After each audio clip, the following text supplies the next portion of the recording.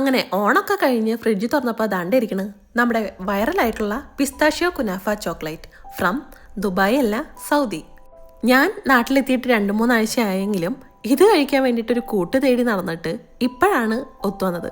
അതും എന്നെ ഓർമ്മിപ്പിച്ചത് ലാലുവാണ്.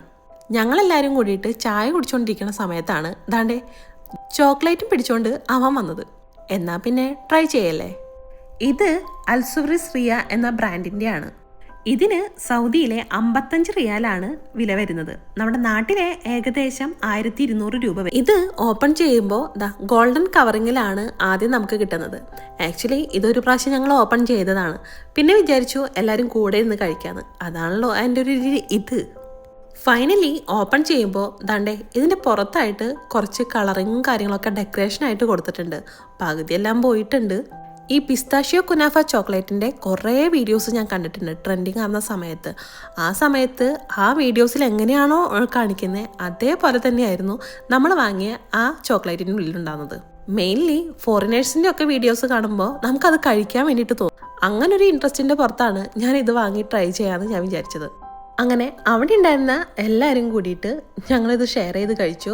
ഇത് മിന്നുവാണ്, ഞങ്ങളുടെ നൈബറാണ്. ആൻഡ് കുഞ്ഞുണ്ട്, അതുപോലെ തന്നെ ഇവിടെ ചക്കരയുണ്ട്.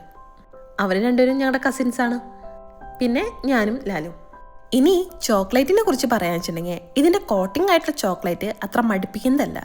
ആൻഡ് അതിൻ്റെ ഉള്ളിലുണ്ടായിരുന്ന കുനാഫ ഭയങ്കര ക്രഞ്ചി ആയിരുന്നു. ഞാൻ മുമ്പ് വിചാരിച്ചിട്ടുണ്ടായിരുന്നത് പിസ്താഷ്യോ പേസ്റ്റായിട്ട് മിക്സ് ആയ കാരണം തന്നെ കുനാഫ ക്രഞ്ചി ആയിരിക്കില്ല എന്നാണ്. ബട്ട് ആ ക്രഞ്ചി ആയ ഒരൊറ്റ കാരണം കൊണ്ട് തന്നെ അത് കഴിക്കാൻ നല്ലൊരു ഫീൽ കിട്ടും. ഞാൻ സൗദിയിൽ ഇത് വാങ്ങാൻ പോയ സമയത്ത് അവിടെ കുറേ ബ്രാൻഡ്സിൻ്റെ ഇതേപോലെ പിസ്താഷ്യോ കുനാഫ ചോക്ലേറ്റ് ഇരിക്കുന്നുണ്ടായിരുന്നു. അതിൽ നിന്ന് അൽസുറിസ് റിയ എന്ന ബ്രാൻഡ് എന്നെ തിരഞ്ഞെടുക്കാൻ എന്താ കാരണം എന്ന് എനിക്കറിയില്ല.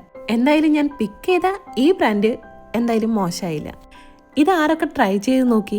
അങ്ങനെ ട്രൈ ചെയ്ത് നോക്കിയിട്ടും ഇഷ്ടപ്പെടാത്ത ആരെങ്കിലും ഉണ്ടെങ്കിൽ ഇതേ ബ്രാൻഡ് ഒന്ന് വാങ്ങി കഴിച്ചു നോക്കണം. സീരിയസ്ലി നിങ്ങൾക്ക് ഇഷ്ടപ്പെടും. ഞങ്ങൾക്ക് എല്ലാവർക്കും എന്തായാലും ഇത് ഇഷ്ടപ്പെട്ടു. അപ്പോൾ ഒരു മഴയൊക്കെ കണ്ടിട്ട് ഞാനത് ബാക്കി കംപ്ലീറ്റ് ചെയ്യട്ടെ. അപ്പോൾ നമ്മുടെ വീഡിയോസ് ഇഷ്ടപ്പെടുന്നവർ ലൈക്ക് ചെയ്യുക, കമൻറ്റ് ചെയ്യുക, സബ്സ്ക്രൈബ് ചെയ്യുക. അപ്പോൾ ശരി കേട്ടോ.